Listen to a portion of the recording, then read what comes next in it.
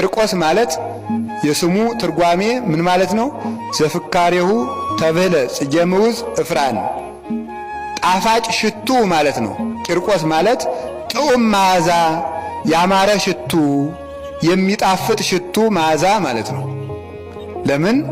የክርስቶስን መዓዛ ስለሚናገር። ልብስ በሽታ እንደሚታወቀው በመዓዛ እንደሚታወቀው ቅዱሳንም የክርስቶስ መታወቂያ ናቸው። ልብስ በወዝ ይታወቃል።